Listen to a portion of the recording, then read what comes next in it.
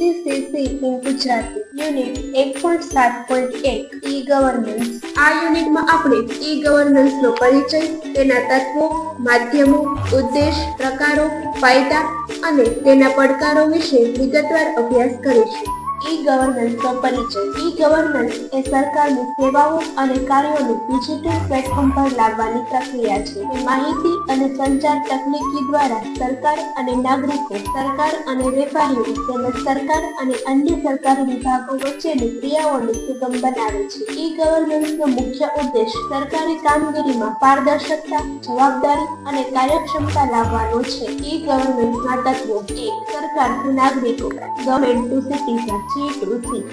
નાગરિકો સરકારી સેવાઓ જેમ કે બર્થ સર્ટિફિકેટ, આધાર કાર્ડ, લાયસન્સ, પાન કાર્ડ વગેરેની અરજી ઓનલાઈન કરી શકે છે। ફાયદો: નાગરિકો સરકારી ઓફિસોમાં જવાનું ટાળીને ડિજિટલ માધ્યમથી સવલતો મેળવી શકે છે। 2. સરકારથી વેપાર, ગવર્મેન્ટ ટુ બિઝનેસ, G2B। ઉદાહરણ: business registration, tax filing, licence ફાળવણી જેવી સેવાઓ હવે ઓનલાઈન ઉપલબ્ધ છે। ફાયદો: વેપારીઓ તેમના કારોબાર માટે જરૂરી અરજી, લાયસન્સ વગેરે ઓનલાઈન સબમિટ કરી શકે છે। 3. સરકારથી કર્મચારી, ગવર્મેન્ટ ટુ એમ્પ્લોય, G2E। ઉદાહરણ: સરકારી કર્મચારીઓના પગાર, પેન્શન અને લાભોનું ડિજિટલ વ્યવસ્થાપન। ફાયદો: કર્મચારીઓ તેમની માહિતી અને લાભોને ઓનલાઈન જોઈ શકે છે અને અરજી કરી શકે છે। 4. સરકારથી સરકાર, ગવર્મેન્ટ ટુ ગવર્મેન્ટ, G2G।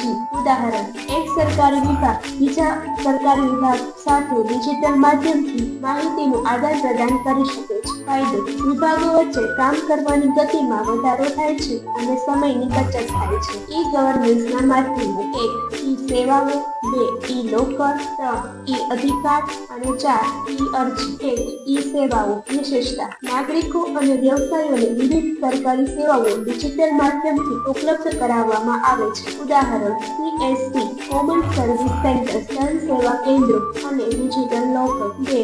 ઈ લોકર વિશેષતા: નાગરિકો તેમના મહત્વના દસ્તાવેજોને સુરક્ષિત રીતે ડિજિટલ લોકરમાં સંગ્રહિત કરી શકે છે। ફાયદો: દસ્તાવેજોની સુરક્ષા અને ડિજિટલ સેવાઓ દ્વારા સરળતાથી દસ્તાવેજો મેળવવાની સગવડ। 3. ઈ અધિકાર વિશેષતા: નાગરિકો તેમના અધિકારો વિશે ડિજિટલ માધ્યમ દ્વારા જાગૃતતા અને ઉપલબ્ધ સેવાઓ મેળવી શકે છે। ઉદાહરણ: RTI ફાઇલિંગ। 4.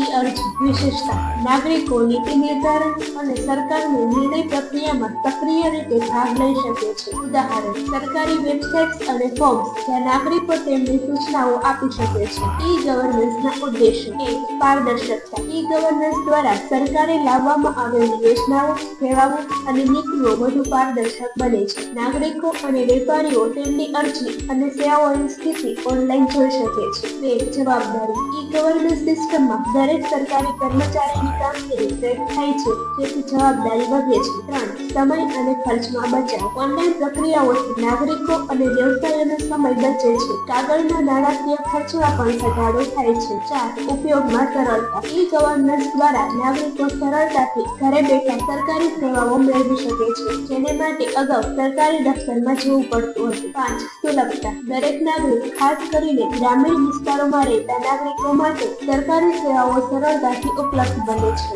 ઈ ગવર્નન્સના પ્રકારો: ઈ ગવર્નન્સના મુખ્ય 4 પ્રકારો છે: ઈ ફાઇલિંગ, ઈ તંદુરસ્તી, ઈ સુરક્ષા અને ઈ આધાર। 1. ઈ ફાઇલિંગ: નાગરિકો અને વ્યવસાયોને tax filing, form submission, licence માટેની અરજી ઓનલાઈન કરવાની પ્રક્રિયા। ઉદાહરણ: GST ફાઇલિંગ। 2. ઈ તંદુરસ્તી: ટેલિમેડિસિન અને ઓનલાઈન હેલ્થ સેવાઓ, જેનાથી દર્દીઓને ટેલિ કન્સલ્ટેશન અને ઇલેક્ટ્રોનિક હેલ્થ રેકર્ડ્સ પ્રાપ્ત થાય છે। ઉદાહરણ: આયુષ્યમાન ભારત પોર્ટલ। 3. ઈ સુરક્ષા: નાગરિકોની સુરક્ષા માટે ડિજિટલ સર્વેલન્સ સિસ્ટમ, જેનાથી સરકાર સીધું મોનિટરિંગ કરી શકે છે। ઉદાહરણ: સિટી સર્વેલન્સ કેમેરા, ઈ પોલીસ વગેરે। 4. ઈ આધાર: આધાર કાર્ડનો ડિજિટલ ઉપયોગ નાગરિકોની ઓળખ અને સેવાઓ માટે થાય છે। ફાયદો: આધાર કાર્ડ દ્વારા ડિજિટલ ઓળખની પુષ્ટિ થાય છે। ઈ ગવર્નન્સના ફાયદા: 1. ઝડપ અને કાર્યક્ષમતા: ઓનલાઈન સેવાઓ દ્વારા સરકારી કામગીરી ઝડપથી થાય છે અને લોકોને સમયસર સેવાઓ મળે છે। 2.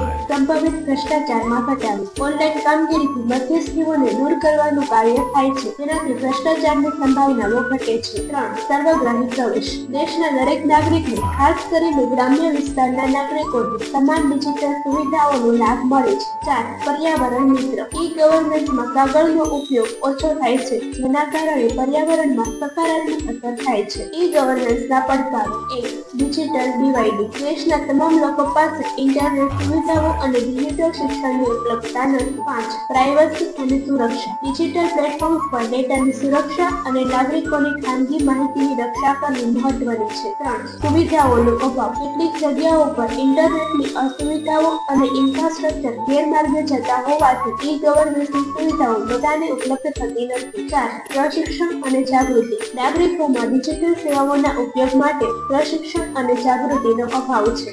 Thank you.